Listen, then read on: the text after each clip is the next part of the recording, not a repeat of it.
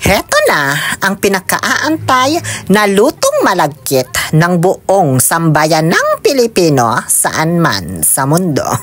Ginawa na namin to noon, year 2022 pa. At isa yon sa mga naging most viewed videos ko. Kaya ngayon, para sa bagong season ng pagdadaraman or paggawa ng pinipig, pinakilig pero hindi inibig, samahan nyo kaming lakbayin ang tayog ng ulap. Gusto kong sisiri. So, pinakaunang gagawin or first step sa paggawa ng daraman or pinipig, magagapas muna kami ng malagkit na palay sa bukid. Kaya ako nag-jacket at nagpantalon para hindi ako katihin. Hindi ko man intention na mag-costume ng Naruto sa vlog na to, ha? Nagkataon lang kasi na kagagamit ko lang nitong costume nung nakaraan na nag-promote ako nung pangtanggal ng damo. Hindi pa naman masyadong madumi, so dumihan ko muna bago labhan.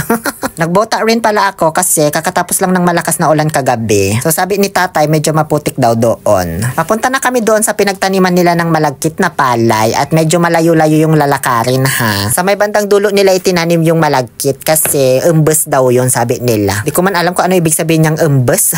Basta ang alam ko, medyo matagal yung maturity ng malagkit na palay kumpara sa normal na palay. Kaya minabuting sa may bandang dulo na lang nila itinanim para hindi masagasaan kapag hinarvest na yung mga naunang nagmature na palay. Kaya kung napapansin ninyo, ayan na-harvest na lahat ng mga banda dito sa unahan. Yung sa may bandang dulo lang, yung bukod tanging hindi, ayan na kasi yung malagkit na palay. At nakarating din kami after 27 days ng paglalakad. Magandang gawing daraman yung malagkit na hindi pa masyadong mature. Mga 1 to 2 weeks pa bago anihin, ganon. Kumbaga, manibalang ba yung tawag doon? Bahala kayo. So, ganyan po itsura ng butil ng malagkit na palay. Medyo palapad na mas visible yung stripes sa bawat butil. Ang lago, diba? Tapos ang daming bunga. O, syempre, Grand Foliar by Red Ink ang inispray dyan. Seasonal lang po ang pagkakaroon ng daraman or pinipig dito sa amin. Tuwing anihan lang ng palay, mula August hanggang November, ganyan. Nagluto na ako ng daraman last year pag uwi ko. Pero bumili lang ako nun sa palengke. Kasi hindi nagtanim ng malagkit si tatay, ngayon na lang ulit. Nagsimula na pala siyang maggapas. Dito kami sa may bandang dulo kumuha kasi medyo magulang na daw yung iba, sabi niya. Mas maganda daw to kung last week pa sana namin naisipan. Kaso medyo busy daw siya sa pagbablog. Pero may mga part pa rin naman na pwede pa. Yung mga medyo nahuli ba na namunga, ganon. O syempre, susubukan ko din maggapas, no. Madali lang naman para ka lang nagagapas ng damo. Medyo matataba nga lang yung tangkay nitong mga palay kaya ang hirap dakutin. Napupuno agad yung kamay ko. Kaya ko naman na ako na lang hanggang sa matapos kami kasi hindi naman namin to gagapasin lahat. 2 balkot lang naman kukunin namin. Kaso hindi man marunong mag-video yung tatay ko, B. Lalo lang kami matatagalan pag maglipat-lipat pa ako ng stand. Ang init-init pa naman dito, Kaya siya na lang videohan ko, mas okay pa. O siya, tama na siguro ito, Ayan pala yung bubuhatin ko. Sana kayanin ko hanggang pag-uwi. Ayan naman yung bubuhatin ni tatay. Tinali na niya. So tara na, buhatin ko na to at balik na tayo sa mundo ng mga tao. Nalaglag pa talaga yung sombrero ko.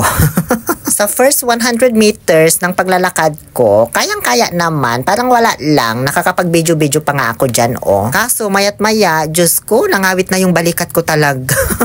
Tapos halos di na ako makahinga dahil sa sobrang init at pagod, Diyos ko. Wala pa kami sa kalahati ng lalakarin namin nito pa uwi, ha? Nakakaloka, sa umpisa lang pala magaan. So ayun, nauna nang umuwi yung tatay ko. Sa ulo niya kasi inagto, kaya di siya masyadong nahirapan. Ako sa balikat lang ba. Nung nakapagpahinga ng konti, buhat ulit ako, B. Kaso halos mamuti-muti na yung mata ko talaga dyan. Para akong masistroke ba na di ko mawari, man. Pinilit ko pa rin makauwi, pero wala, naibagsak ko na talaga. Ayan, Mayat-maya, pabalik na yung tatay ko. Sinundo na pala ako kasi alam niyang di ko kakayanin pag uwi. Pero malapit naman na ako. Dito na ako sa may Talugtog. Malapit na dito sa may kamalig na imbakan ng Dayami. Parang tinatawanan pa ako ng mga bakang ito, ha? Porket hindi ko nabuhat hanggang sa pag-uwi. Gawin ko kayong corned beef, Dito na pala binagsak ni tatay sa likuran ng bahay ng kapitbahay namin. Yung 2 balot ng nagapas naming malagkit na palay. Tapos nag-shoot lang ako dyan na kunwari buhat-buhat ko pa rin yung palay hanggang sa pagdating dito sa bahay. Na para bang walang tumulong sa akin magbuhat, ganon.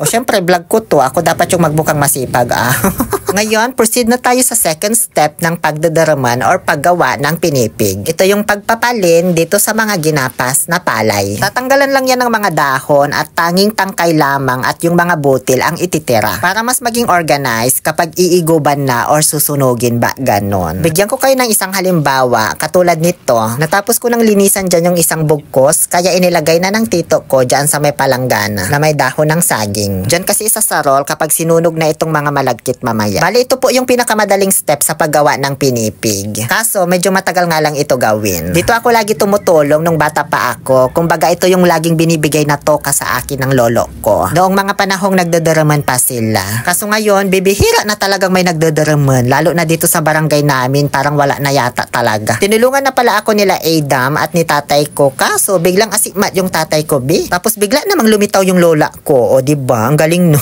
Ganito kasi talaga ang paggawa ng daraman, tulong-tulong, lalo na kung maramihan yung gagawin. Nasa second step pa lang po tayo sa paggawa ng traditional na daraman. Ano? Mahaba ang prosesong ito at hindi ito kasya sa isang vlog lang. Para ba akong gumagawa ng isang pelikula ngayon? Kaya tatawagin po natin itong ang paggawa ng daraman, the series.